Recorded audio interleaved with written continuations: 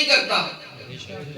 حدیث قدسی ہے انی حرمت ظلما وجعلتہ علی نفسی، میں نے ظلم کو اپنے اوپر حرام کیا اور میں نے اس کو تم پر بھی آپس میں حرام کیا. جب آپس میں ایک دوسرے پہ ظلم نہ کیا کرو. میرے دوستو توجہ کرنا، رب کی شریعت تو بڑے انصاف پر مبنی ہے لیکن لوگوں کی شریعت انصاف پر مبنی نہیں ہے. میرے رب نے زکوٰۃ کا حکم دیا ہے، پہلے نصاب بتایا، اتنا مال موجود ہو، اتنا عرصہ پڑا رہے تو زکوٰۃ ہے ورنہ نہیں ہے. عشر کے بارے میں فرمایا زمین ہے تو عشر ہے، زمین نہیں ہے تو عشر نہیں ہے. اگر فصل کاشت نہیں کی عشر نہیں ہے کیونکہ فصل نہیں آئی، عشر بھی نہیں ہے. رب پہلے دیتا ہے، مال دیا ہے تو حج کا حکم ہے، مال نہیں دیا حج کا حکم نہیں ہے. لیکن میرے دوستا جب تو تیسرے دن دیگ پکا کے کسی کو کھلاتا ہے تو وہاں نصاب بتاؤ، کتنا نصاب ہو تو کتنی دیگیں واجب ہوتی ہیں. اگر کوئی نصاب نہیں ہے تو جو نہیں پکاتا اس کی مخالفت کیوں ہے؟ جو نہیں پکاتا وہاں تانا زنی کیوں ہے؟ جو نہیں پکاتا وہاں پہ جھگڑا کیوں ہے؟ رب نے زکوٰۃ کے لیے پہلے نصاب بتایا، رسومات میں نصاب نہیں ہے، رب کی چیز میں نصاب ہے. رب نے انصاف کیا، قوم نے انصاف نہیں کیا. اس پہ توجہ کریں، قصور کس کا ہے؟ توجہ کریں. ہمیں چور بھی تلاش کرنا چاہیے کہ قصور ہے کس کا. میرے اور آپ کے نبی علیہ السلام، میرے اور آپ کے نبی علیہ السلام خدمت میں دودھ پیش کیا گیا. آپ علیہ السلام کی خدمت میں دودھ پیش ہوا. آپ نے حضرت ابو ہریرہ کو فرمایا اے ابو ہریرہ یہ دودھ لے لو اور صحابہ کو پلاؤ. حضرت ابو ہریرہ فرماتے ہیں میرے دل میں آیا اگر حضور فرماتے تو پی لے چلو کوئی گزارا تو ہو جاتا، بہت بھوک تھی لیکن حکم تھا پورا کیا، حضور کا اتباع کیا، حضور کے حکم کو مقدم کیا، سارے صحابہ کو پلانا شروع کیا. لیکن حضور کی برکت سے وہ دودھ ختم نہیں ہوا. آخر باری آئی حضرت ابو ہریرہ کی. حضور نے فرمایا ابو ہریرہ پی لے. ان نے پیا. فرمایا اور پی، پھر پیا. فرمایا اور پی، پھر پیا. فرمایا اور پی. عرض کی حضور اللہ کی قسم میں اور نہیں پی سکتا. پھر حضور نے خود لیا اور منہ مبارک سے لگایا، دودھ پی لیا، دودھ ختم ہو گیا. میرے دوستو حضور پیر ہیں، صحابہ مرید ہیں، حضور امام ہیں، صحابہ مقتدی ہیں، حضور شیخ ہیں، صحابہ ان کے بیعت ہیں. لیکن میرے نبی نے آخر میں پیا. لیکن تیرا مولوی دیگ میں سے پہلی پلیٹ لے لیتا ہے، میرے نبی آخر میں کھائیں، تیرا مولوی پہلے کھائے. میرے نبی کی شریعت اور ہے، تیرے مولوی کی شریعت اور ہے. شریعت مختلف ہے. وہاں حضور آخر میں کھاتے ہیں، یار پہلی پلیٹ لیتا ہے، حضور آخر میں کھائیں، یہ پہلے کھائے. شریعت میں اختلاف آیا، حضور کی شریعت چھوٹ جائے، جھگڑے نہیں، اپنی چھوٹے اس پہ جھگڑ پڑے. حضور کی شریعت چھوٹ جائے اس پہ غصہ نہ آئے، اپنی چھوٹ جائے اس پہ غصہ آئے. پوری نماز میں، پوری تقریر میں صدقے خیرات کی تو بات کرے لیکن زکوٰۃ کی بات نہ کرے. صدقے خیرات کی تو بات کرے، عشر کی بات نہ کرے. صدقے خیرات کی تو بات کرے لیکن بہن بیٹی کو حق دینے کی بات نہ کرے. معلوم ہوا اس کی شریعت اور ہے، رب کی شریعت اور ہے. ہم پابند ہیں رب کی شریعت کے، حضور کی لائی ہوئی شریعت کے. ہم کسی بندے کی شریعت کے پابند نہیں ہیں. ہم اس شریعت کے پابند ہیں جو رب نے حضور کو دے کر بھیجی ہے. ہم اسی کی پابندی کرتے ہیں، کسی اور کی پابندی نہیں کرتے. تھوڑی توجہ کرنا میرے دوستو، ہمارے پاس خالص شریعت ہے، کلمہ خالص ہے، اذان خالص ہے، نماز روزہ حج و زکوٰۃ خالص ہے. ہمارے پاس عقائد و نظریات سارے حق ہیں اور خالص ہیں. ہم نے اپنی طرف سے کسی چیز میں کوئی آمیزش نہیں کی، اپنی طرف سے بڑھایا بھی نہیں ہے، اپنی طرف سے کم بھی نہیں کی. بے شک. تو جو میں نے ایک مولوی کی 10 کتابیں پڑھی، ایک کتاب 10 ایڈیشن میں نے 10 پڑھی تھی. کتنے جی؟ 10. اللہ کی قسم 2 ایڈیشن بھی آپس میں ملتے نہیں تھے. پہلے میں مسئلہ اور تھا، دوسرے میں مسئلہ اور تھا. 2 بھی آپس میں ملے نہیں ہے. جب 2 بھی آپس میں نہ ملے تو بات کچی ہے نا. ہم نے جو کلمہ پہلے دن پڑھایا آج تک تبدیل نہیں کیا جو اذان پہلے دن سکھائی، آج تک تبدیل نہیں کی جو تراویح شروع میں بتائی، آج تک تبدیل نہیں کی جو مسئلہ طلاق بتایا، آج تک بدلا نہیں ہے جو جنازے کا طریقہ شروع سے بتایا، آج تک بدلا نہیں ہے جو وطروں کا طریقہ بتایا، آج تک ہم نے بدلا نہیں ہے جو بدلتا رہے وہ حق نہیں ہوتا، جو حق ہو وہ بدلتا نہیں، بے شک وہ بدلتا نہیں ہے۔ ہم نے اس لیے بدلا ہی نہیں ہے، ہم نے وہ خالص شریعت سامنے رکھی ہے، کلمے سے لے کے آخر تک ساری شریعت سامنے رکھی۔ خیر میں عرض کر رہا تھا ہم حضور کی سچی شریعت پہ چلنے والے ہیں، جعلی پہ نہیں چلتے، حضور کی اصل شریعت پہ چلتے ہیں، کسی رسم کے پیچھے نہیں چلتے، حضور اور صحابہ کے نقش قدم پر چلتے ہیں، ان کو چھوڑ کے کسی اور چیز کی طرف ہم نہیں جاتے۔ ہم تو عبادت کو عبادت سمجھتے ہی تب ہیں جب حضور کی سنت پہ ہو، اگر سنت پہ نہیں وہ عبادت نہیں ہے۔ ایک حدیث میں ہے جا ثلاثۃ رہط الی ازواج النبی صلی اللہ علیہ وسلم، 3 شخص ازواج مطہرات کے پاس آئے، حضور کی بیویوں کے پاس آئے، یسألونہا عن عبادت النبی صلی اللہ علیہ وسلم، آ کر پوچھا حضور کی عبادت کیا ہے؟ فلما اخبروا بہا، جب ان کو بتایا گیا حضور تو اتنی عبادت کرتے ہیں، اتنی عبادت کرتے ہیں، کانہم تقالوہا، انہوں نے کہا بڑی تھوڑی عبادت ہے، کیوں؟ حضور کا تو کوئی گناہ نہیں ہے، پھر حضور اتنی عبادت کریں، ہم گناہگاروں کو تو زیادہ کرنی چاہیے۔ ان میں سے ایک کہنے لگے زندگی بھر رات کو قیام کر کے اللہ کی عبادت کروں گا، زندگی بھر سوؤں گا نہیں۔ ان میں سے دوسرے صحابی کہنے لگے میں ہمیشہ اکیلا رہوں گا، شادی نہیں کروں گا، تنہائی کی زندگی گزاروں گا۔ ان میں سے تیسرے صحابی کہنے لگے ہمیشہ روزے رکھوں گا، زندگی بھر افطار نہیں کروں گا۔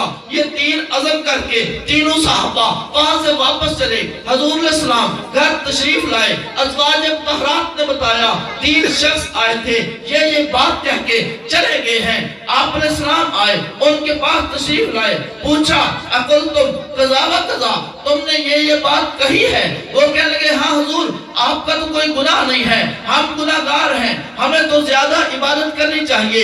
آپ علیہ السلام نے فرمایا اے صحابہ میں تم سب سے زیادہ تقوی والا ہوں، تم سب سے زیادہ اللہ کا خوف رکھنے والا ہوں، رات کا کچھ حصہ سو جاتا ہو، کچھ حصہ بیدار رہتا ہو، کئی دن نفلی روزے رکھتا ہو، کئی دن نفلی روزے نہیں رکھتا، اور میں نے شادیاں بھی کی ہوئی ہیں۔ فَمَنْ رَغِبَ عَنْ سُنَّتِي فَلَيْسَ مِنِّي، جو میں محمد کی سنت سے اعراض کرے گا وہ میں محمد سے نہیں ہے۔ اگر نماز بھی ہے سنت کے مطابق ہے تو عبادت ہے، ورنہ عبادت نہیں ہے۔ روزہ سنت کے مطابق ہے، عبادت ہے، ورنہ عبادت نہیں ہے۔ تنہا رہنا سنت کے مطابق ہے تو عبادت ہے، ورنہ عبادت نہیں ہے۔ نبوت کی مہر ہو تو عمل عبادت بنتا ہے، نبوت کی مہر نہیں ہے عمل عبادت نہیں ہے۔ عمل عبادت بنتا ہے نبوت کی مہر سے، اگر نبی علیہ السلام کی مہر نہیں وہ عمل عبادت نہیں۔ تو جو آپ علیہ السلام کا تذکرہ عبادت ہے، درود شریف کا پڑھنا عبادت ہے، لیکن گدھے ریڑھی پہ چڑھ کے گلی میں بھاگنا تو کوئی عبادت نہیں۔ گدھے پہ چڑھ کے بھاگ پڑے بندہ، یہ تو عبادت کا ہی تذکرہ نہیں آیا۔ 4 بندے اکٹھے ہو کے گلی میں چل پڑے، یہ چلنے میں تو کسی نے عبادت نہیں کہا۔ کوئی بندہ چلتا چلتا کوئی بات کر کے شور ڈالے، یہ تو عبادت نہیں ہے۔ حضور علیہ السلام کی صفات جو تورات میں تھی ان میں یہ بھی تھی وَلَا سَخَّاوًا فِي الْأَسْوَاقِ، حضور بازاروں میں شور نہیں کیا کرتے تھے۔ اللہ کے نبی کا یہ طریقہ نہیں تھا گلیوں میں شور کرنا، اس لیے اکٹھے ہونا عبادت نہیں ہے۔ ریڑے پہ بیٹھ کے بھاگنا عبادت نہیں ہے، ٹریکٹر ٹرالی پہ چڑھ کے گلی میں بھاگنا عبادت نہیں ہے، اپنے آپ کو رنگ لینا عبادت نہیں ہے۔ جو کام صحابہ نے کیا حضور نے کرایا عبادت ہے، جو نہیں کیا عبادت نہیں ہے، جو نہیں کیا وہ عبادت نہیں ہے۔ حضور ایک بات اور عرض کرتا ہوں، حضرت ابوبکر صدیق رضی اللہ تعالی عنہ وفات پا گئے، ان کی وفات کے سبب 2 لکھے ہیں۔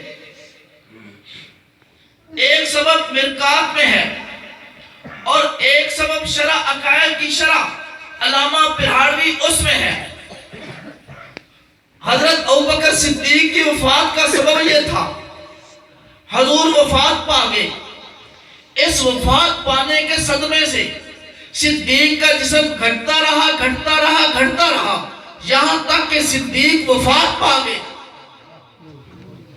صدیق حضور کے فراق میں وفات پا گئے، اور جس طرز پہ صدیق نے جو دن گزارا ہم اس طرز پہ گزارتے ہیں۔ امام الانبیاء صلی اللہ علیہ وسلم نے جس طرز پہ 365 دن گزارے ہیں، ہم اہل سنت اسی طرز پہ 365 دن گزارتے ہیں۔ خلفاء راشدین نے 365 دن جس طرز پہ گزارے ہم اسی طرز پہ گزارتے ہیں۔ جس طرز پہ صحابہ نے 365 دن گزارے ہم اس طرز پہ گزارتے ہیں۔ فقہاء نے جس طرز پہ گزارے ہم اس طرز پہ گزارتے ہیں۔ لیکن ہم کبھی بھی عوام کی کسی بات کے پیچھے بھاگنے کو تیار نہیں ہے۔ شریعت کو علماء جانتے ہیں، عوام نہیں جانتی۔ عوام کو مسائل بتانے ہیں یا پوچھنے ہیں؟ بتانے ہیں۔ تو ہم نے بتانے ہیں نا مسئلہ یہ ٹھیک ہے یا ٹھیک نہیں۔ ہمیں نہیں آئے گا، ہم اپنے بڑے علماء کرام سے پوچھیں گے، کتابیں دیکھیں گے۔ یہ تو نہیں جہاں آپ 2 بندے اکٹھے ہو جائیں تیسرے ہم بھی ساتھ شریک ہو جائیں۔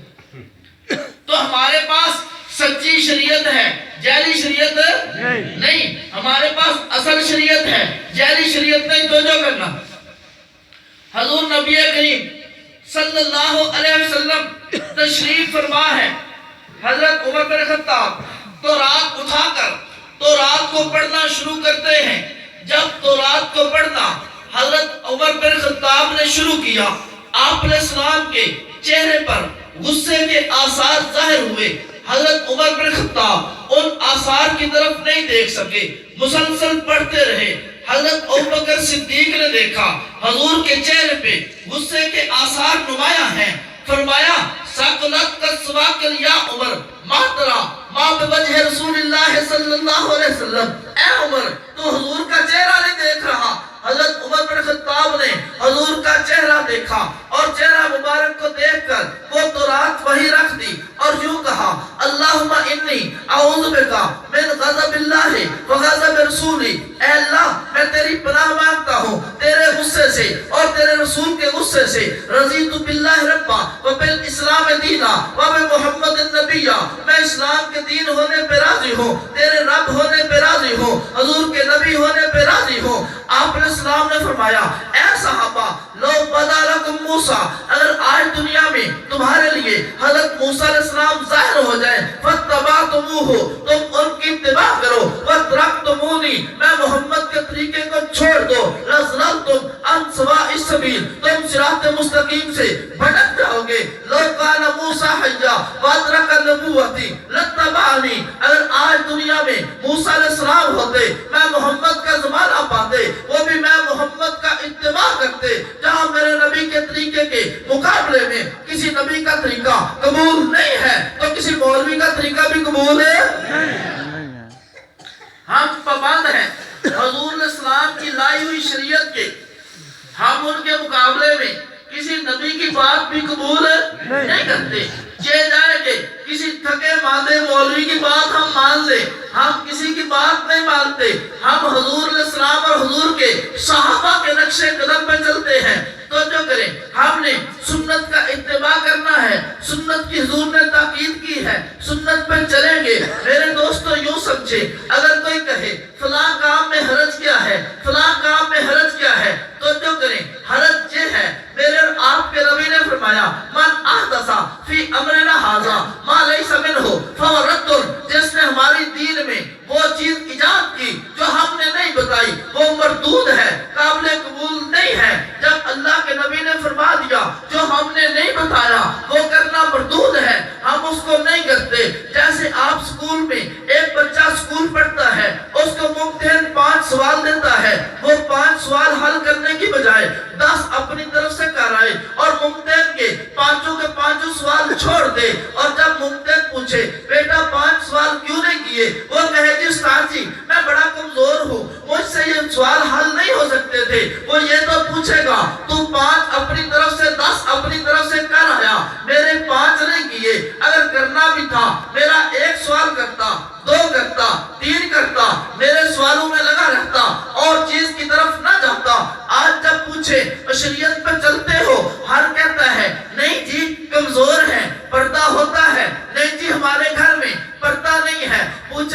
نماز پڑھتے ہیں، نہیں جی کمزور ہیں، زکوٰۃ دیتے ہیں، نہیں جی کمزور ہیں، روزہ رکھتے ہیں، نہیں جی کمزور ہیں، لیکن جو خود ایجاد کی ہے ان کی پابندی کرتے ہیں، جو رب نے پوچھا ہے اس کی تیاری نہیں کی، جس کی تیاری کی ہے رب نے پوچھا نہیں ہے۔ اسی لیے میرے اور آپ کے نبی قیامت کے دن جب پانی پلا رہے ہوں گے اور امتی آ رہے ہوں گے، مسلم کی حدیث ہے، آپ کے سامنے لوگ آئیں گے، حضور پہچان لیں گے میرے امتی ہیں، کیونکہ چہرہ بھی چمکدار، بازو بھی چمکدار، پاؤں بھی چمکدار، حضور پہچان کے فرمائیں گے اسیحابی یہ میرے ساتھی ہیں، اے ملائکہ ان کو آگے آنے دو، یہ میرے ساتھی ہیں ان کو آگے آنے دو۔ وہ کہیں گے نہیں، آگے دیوار بنا لیں گے، ان کے منہ پہ گرز مار مار کے ان کو واپس بھیجیں گے اور یوں کہیں گے یا محمد صلی اللہ علیہ وسلم لا تدری ما احدثوا بعد، اے محمد آپ نہیں جانتے آپ کے بعد انہوں نے شریعت میں کتنی چیزیں نئی ایجاد کر لی تھی، اس لیے آج آپ سے یہ لوگ نہیں مل سکتے، مار مار کے واپس بھگا دیا جائے گا۔ اس لیے ہم سچی شریعت پہ چلتے ہیں، جعلی شریعت پہ نہیں چلتے۔ نعرہ تکبیر، اللہ اکبر، شان رسالت زندہ باد، شان صحابہ زندہ باد، خلافت راشدہ۔ توجہ کریں، میں نے تھوڑی سی بات اور تربیت کے لیے توجہ رکھیں۔ ہمارے پاس اللہ بھی ہمارا ایک ہے، ہم نے کسی اور کو شریک قرار نہیں دیا۔ ہمارے نبی بھی حضرت محمد صلی اللہ علیہ وسلم ہیں، ہم نے کسی بندے کو وہاں بھی ساتھی نہیں قرار دیا۔ ہمارے پاس شریعت بھی اصلی ہے، ہم نے جعلی شریعت بھی اختیار نہیں کی۔ ہمارے پاس عقائد بھی اصلی ہیں، ہم نے جعلی عقائد بھی نہیں بنائے۔ تو جو کرنا نبی کریم صلی اللہ علیہ وسلم گھر سے نکلے، صحابہ کی مجلس ہے، حضور علیہ السلام ان کی باتیں بھی سنتے جا رہے ہیں اور قریب تشریف لے جا رہے ہیں۔ ایک صحابی کو سنا، میری طرف دیکھتے رہے جی، ایک صحابی کو سنا، وہ کہہ رہے تھے ان اللہ اصطفیٰ آدم، حضرت آدم علیہ السلام رب کا انتخاب ہے۔ تو جو رکھنا، دوسرے صحابی یوں کہہ رہے تھے حضرت نوح علیہ السلام نجی اللہ ہیں۔ تیسرے صحابی کہہ رہے تھے حضرت ابراہیم علیہ السلام خلیل اللہ ہیں، اور صحابی کہہ رہے تھے حضرت موسیٰ علیہ السلام کلیم اللہ ہیں، اور صحابی کہہ رہے تھے حضرت عیسیٰ علیہ السلام کلمۃ اللہ ہیں۔ حضور کریم تشریف لائے، فرمایا سمیتو کلامکم و ادبکم، اے صحابہ میں نے تمہاری گفتگو سنی ہے، میں نے تمہارا تعجب سنا ہے، تمہیں تعجب تھا ان اللہ اصطفیٰ آدم، بالکل ایسے ہے، تمہیں تعجب تھا حضرت نوح نجی اللہ ہیں، بالکل ایسے ہے، تمہیں تعجب تھا حضرت موسیٰ علیہ السلام کلیم اللہ ہیں، بالکل ایسے ہے، تمہیں تعجب تھا عیسیٰ علیہ السلام کلمۃ اللہ ہیں، بالکل ایسے ہے، تمہیں تعجب تھا حضرت ابراہیم خلیل اللہ ہیں، بالکل ایسے ہے، لیکن انا حبیب اللہ بلا فخر، میں اللہ کا حبیب ہوں، بطور فخر نہیں کہتا، رب نے میں محمد کو یہ اعزاز عطا کیا ہے۔ پھر آپ علیہ السلام نے فرمایا انا اول شافع و مشفع یوم القیامہ، میں سب سے پہلے قیامت کے دن شفاعت کرنے والا ہوں، سب سے پہلے میں محمد کی شفاعت کو قبول کیا جائے گا، اور جو شفاعت کرے وہ مختار کل نہیں ہوتا، جو قبول کرے مختار کل وہ ہوتا ہے۔ میرے نبی شفیع ہے، مختار کل نہیں ہے۔ اگر کہا جائے مختار کل ہے، شفاعت کا انکار ہوتا ہے، شفاعت وہ کرتا ہے جو مختار کل نہیں ہوتا۔ شفاعت کرنے والا ہوں، حضور شفاعت کریں گے، رب شفاعت کو قبول کریں گے۔ اور حدیث میں ہے حضور نے فرمایا میں سجدے پڑھ کے اپنے اللہ سے عرض کروں گا اور ان کے سامنے عرض کروں گا، اللہ فرمائیں گے یا محمد ارفع راسک، اپنے سر مبارک کو اٹھاؤ، اشفع تشفع، آپ شفاعت کریں، ہم آپ کی شفاعت کو قبول کریں گے۔ سر توتا، آپ مانگیں ہم آپ کو عطا کریں گے۔ حضور مانگنے والے، اللہ عطا کرنے والے، حضور شفاعت کرنے والے، اللہ شفاعت کو قبول کرنے والے۔ تو جو کریں، آپ علیہ السلام نے آگے ارشاد فرمایا میں قیامت کے دن ہم کے جھنڈے کو اٹھانے والا ہوں گا، حضرت آدم علیہ السلام سے لے کے آگے تک سارے لوگ میں محمد کے جھنڈے کے نیچے ہوں گے، بطور فخر نہیں کہتا، رب نے نے میں محمد علیہ السلام کو یہ اعزاز عطا کیا ہے۔ پھر آپ علیہ السلام نے فرمایا میں وہ شخص ہوں جو سب سے پہلے جا کے جنت کے دروازے کو کھٹکھٹاؤں گا، اس کو میرے لیے کھولا جائے گا،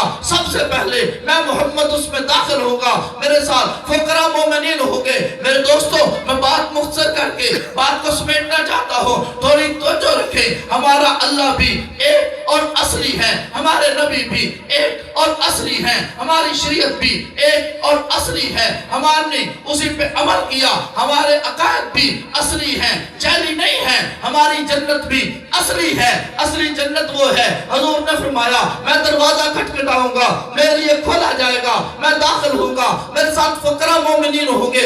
ایک اور حدیث ہے، آپ علیہ السلام نے فرمایا میں دروازہ کھٹکھٹاؤں گا، پوچھا جائے گا کون ہو، میں کہوں گا محمد ہو، آگے سے کہا جائے گا حکم بھی یہی تھا، انہی کے لیے کھولنی ہے، کسی اور کے لیے جنت کا دروازہ نہیں کھولنا۔ میرے دوستا سچی جنت وہ ہے، اللہ بھی اصلی ہو اور نبی بھی اصلی ہو، شریعت بھی اصلی ہو، جنت بھی اصلی ہوگی، اور اصلی جنت وہ ہے جس کا دروازہ سب سے پہلے میرے نبی کھٹکھٹائیں گے، میرے نبی کے لیے کھلے گا، کسی اور کے لیے نہیں کھلے گا۔ جو دروازہ میرے نبی کے لیے نہیں کھلا اور میرے وہ اصل جنت کا دروازہ نہیں ہے، اور جنتی دروازہ اس کے بارے میں حدیث میں ہے ان لکم ان تصحوا فلا تسقموا ابدا، ہمیشہ صحت مند رہو گے، کبھی بیماری نہیں آئے گی، اور جس دروازے سے گزرنے کے بعد بیماری آ جائے وہ جنتی دروازہ نہیں ہوتا۔ آپ علیہ السلام نے فرمایا وہاں اعلان ہوگا ان لکم ان تشبوا فلا تحرموا ابدا، اب ہمیشہ جوان رہو گے،